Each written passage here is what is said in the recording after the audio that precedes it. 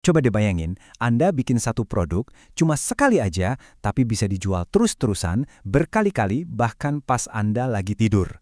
Kedengarannya kayak mimpi ya, tapi ini beneran bisa loh. Itulah kekuatan dari bisnis e-book. Dan hari ini kita bakal kupas tuntas gimana caranya.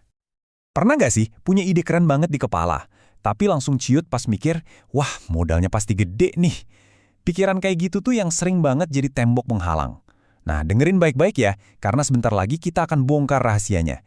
Gimana caranya mengubah ide itu jadi duit dengan modal yang mungkin ya udah ada di kantong Anda sekarang. Oke. Pertama-tama, buang jauh-jauh deh pikiran kalau bisnis e-book itu sama kayak jadi novelis. Enggak, ini jauh lebih simpel. Anggap aja gini, Anda lagi bikin aset digital. Ciptain sekali, dan aset itu bisa kerja buat Anda non-stop, 24 jam sehari, 7 hari seminggu. Dan modal paling pentingnya? Serius, bukan duit. Tapi seberapa peka Anda ngertiin masalah yang benar-benar dihadapi orang lain. Itu kuncinya. Nah, jadi apa sih yang bikin sebuah e-book yang kelihatannya simple bisa jadi aset yang sekuat itu? Jawabannya cuma satu kata, efisiensi. Ini tuh bukan cuma sekedar file digital biasa ya, ini adalah model bisnis yang, jujur aja, nyari sempurna. Coba deh, perhatiin grafik ini. Ini gambaran paling pas soal kekuatan produk digital. Bayangin ya, kalau buku fisik, setiap satu buku kejual, ada ongkos cetaknya, ongkos kirimnya. Nah, kalau e-book, begitu selesai dibikin, biaya buat jual kopi ke 1.000 itu, nol.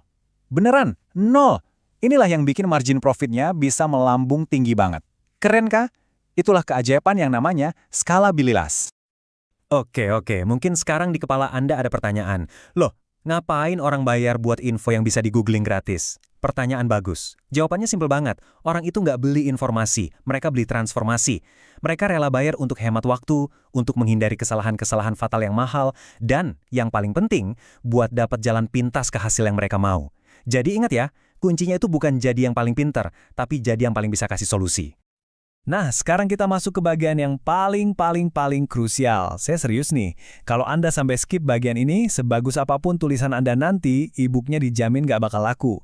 Karena pondasi bisnis ini tuh bukan soal milih topik yang keren, tapi soal nemuin masalah yang bikin orang mikir, wah gue rela bayar buat nyelesain ini.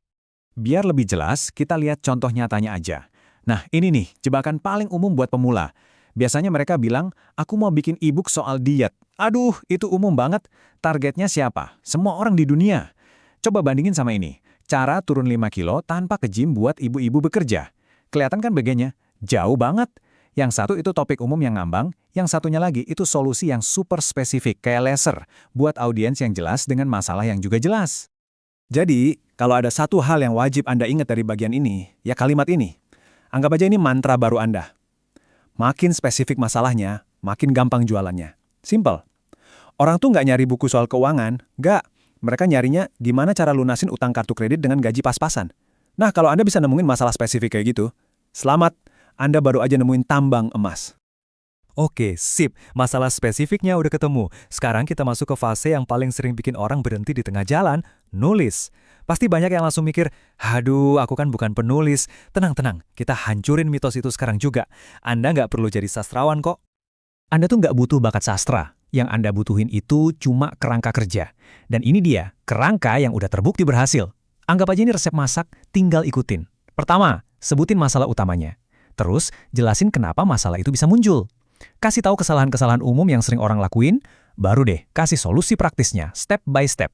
Ingat, ini bukan soal bikin tulisan yang puitis, ini soal bikin panduan yang benar-benar ngebantu. Nah, pas lagi nulis, ada satu trik psikologis yang ampuh banget. Nih, saya kasih tahu. Jangan pernah bayangin Anda nulis buku buat ribuan orang. Lupakan itu. Cukup bayangin Anda lagi ngobrol sama satu teman dekat yang lagi butuh banget bantuan Anda. Jelasin solusinya sesimpel dan sejelas mungkin, kayak lagi ngobrol sambil ngopi bareng. Gaya tulisan kayak gini yang bakal bikin e-book Anda terasa personal dan nyambung banget sama pembacanya. Selamat, anggap aja e-book Anda udah jadi nih, keren. Tapi produk sehebat apapun nggak ada artinya kalau nggak ada yang beli kan? Nah, sekarang saatnya kita bangun mesin penjualannya. Dan kuncinya, satu, bikin sistem yang kerja otomatis buat Anda, bukan Anda yang kerja buat sistem. Dan inilah dia pertanyaan sejuta umat. Harganya berapa nih? Nah, buat Anda yang baru mulai di pasar Indonesia, rentang harga ini adalah sweet spot-nya. Ini bukan angka asal-asalan loh, ada alasan psikologis yang kuat banget di baliknya, yang bisa nentuin sukses atau gagalnya penjualan pertama Anda. Harga di bawah 100.000 ini itu memicu yang namanya pembelian impulsif atau impulse buy. Anggap aja kayak beli kopi susu kekinian atau beli cemilan di minimarket. Pembeli nggak perlu mikir panjang, nggak perlu diskusi dulu. Klik, bayar, selesai. Ini tuh gilangin hambatan mental paling besar pas orang mau beli. Dan ingat, mereka bukan bayar buat jumlah halaman, mereka bayar buat nilai solusi yang Anda kasih. Oke, terus jualnya di mana? Nah, tolong jangan sampai Anda kejebak di sini. Banyak banget pemula yang ngabisin waktu berbulan-bulan cuma buat bikin website yang ribet. Saran saya, lupakan dulu, serius. Mulai dari yang paling simple. Pakai platform kayak Gumroad, atau link.id, atau bahkan kombinasi WhatsApp sama link Google Drive pun udah lebih dari cukup. Fokusin tenaga Anda ke jualan, bukan ke teknologi. Oke, produknya udah siap, tokonya juga udah buka. Tapi, kok sepi ya? Nah, disinilah bagian serunya. Sekarang saatnya kita belajar gimana caranya datengin pengunjung dan ngebangun momentum penjualan pertama Anda. Ini aturan main paling dasar di dunia jualan online. Orang nggak akan beli dari orang asing. Titik. Jadi tugas pertama Anda adalah mengubah status dari orang asing jadi ahli yang bisa dipercaya. Caranya gimana? Gampang. Kasih dulu, baru minta. Bagikan konten-konten gratis yang bermanfaat di media sosial Anda. Anggap aja setiap tips gratis yang Anda kasih itu kayak lagi ngebangun jembatan kepercayaan sama calon pembeli. Nah, pas Anda mulai promosi, ada 2 senjata rahasia yang wajib dipakai. Pertama, call to action atau CTA yang jelas. Jangan cuma bilang, yuk beli e-buku. Itu lemah. Coba bilang, pelajari cara sebutin manfaat spesifiknya di dalam e-book ini. Lebih ngena kan? Kedua, testimoni. Ini bukan hiasan ya, ini bukti sosial.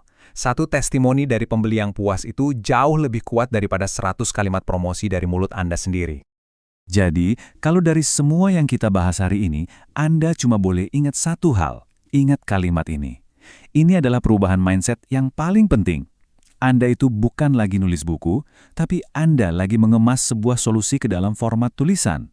Begitu Anda lihat dari sudut pandang ini, percaya deh, semua prosesnya jadi jauh lebih gampang dan terasa lebih berarti. Dan sekarang, giliran Anda. Coba deh berhenti sejenak. Pikirin baik-baik, dari semua pengalaman, keahlian, atau bahkan sekedar hobi yang Anda punya, kira-kira masalah spesifik apa sih yang bisa Anda bantu selesaikan buat orang lain? Jawaban dari pertanyaan itu bisa jadi adalah langkah pertama Anda untuk membangun aset digital pertama Anda. Semangat mencoba ya!